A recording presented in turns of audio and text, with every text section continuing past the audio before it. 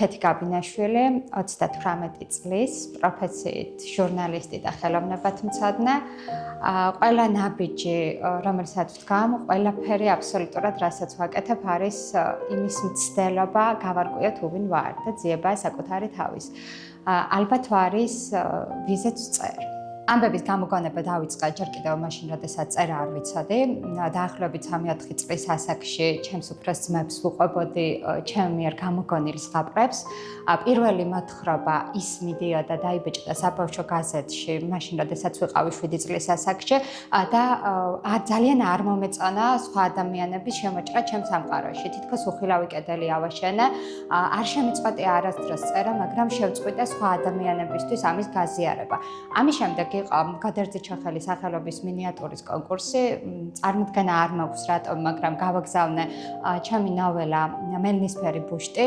ჩემ და გასაოცრად საპრიზო ადგილი მოიპოვა და ამის შემდეგ ჟიურის ერთ-ერთი წევრი იყო ქალბატონი შარლოტა კვანტალიანი, რომელმაც მთხოვა, რომ წამეკითხინებინა თუ რაიმე მქონდა დაწერილი და მისი დაჟინების შედეგად დაიბადა ჩემი პირველი კრებული შევხვდებით უზურპუსზე.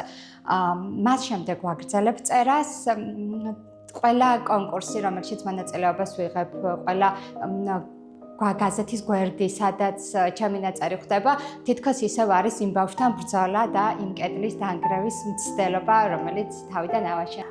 როდესაც თავს გრძნობ ცუდად, თვალებს ხუჭავ და წარმოვიდგენ, რომ ვარ ბათუმში და წვიმს.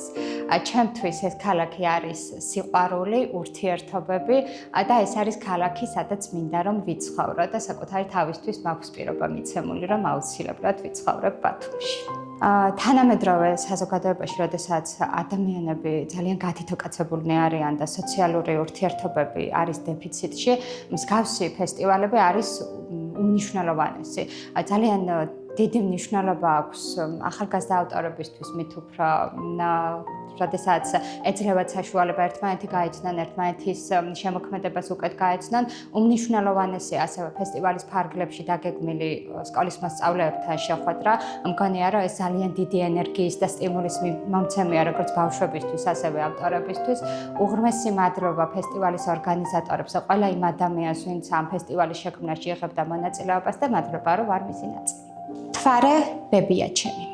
ბებია ჩემი 12 პატარა საფლავთან გამოტირებული, ცეცხლის პირ ჩამოხლული, თითქოს ჯადოსნურ ენაზე ლოცულობდა, ისე ითვლიდა მიწის გულში ყოჩივარდებივით დამალულ შვილებს. ერთანა, ორანა, სამანა. თვარე ისე ჩამოხლულა, თითქოს ბებია ჩემი ალუმინის ქვაბით შუა ცეცხლზე ხარშავდეს კაკლის მურაბას და ვარსკვლავებს კენჭებივით აგორებს ცაზე.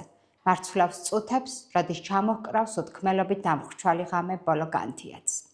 ქარი დაუწერელ წერილებს შემოდგომის ფოთლებივით აფრიალებს, მე ოქროსფერი ბგერები მენანება, რომელიმე გზაარეული მგზავრი ვიცი დაამტვრევს. ქარია, სევდას ვეღარ ვარიდებ თვალს, ბარანში ჯერისებ დუხს მაჭარი, წითელი სითხე. ეს ღვინო არაა, მამა ჩემის სისხლია თითქოს, ჩემთვის გამოჟონილი გალეული მაჯებიდან ვსვამ და არ მათრობს. მე ვფხიზლდები დიდი ძილიდან, იმ ძილში კი იყო სიზმრები. ვეღარ უძლებდა თავის სევდას, ემა ბოვარი, ქარიშხლებს სადგურისკენ მიჰყვებოდა ანა, მოკვეცილ ნაწნავს დასტიროდა ქალი თავადის, გრევის მოედანზე მარტო დადიოდა პატარა ჯალი.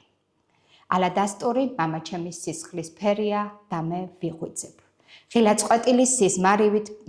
ღილაწყვეტილი პერანგივით ძირს ეშვება ყველა სიზმარი, შიშველი ხორცის მღელვარება მაგონებს ძუვებულს. და უკვე ვიცი. კბილებივით რომ დააძრონ ღამე სიტყვები და ყველა სათქმელს ამოართვან ენა, ჩემი ხმა მაინც მოეფინება ქვეყანას. ყველა ცასა და მიწას მიაგნებს, ყველა წყალს აედევნება, ყველა ლოცს მოედება ხავსად და ვერასოდეს ამოსდებენ ლაგამს. რადგან ეს მთვარე ძალიან გავს ბებია ჩემს.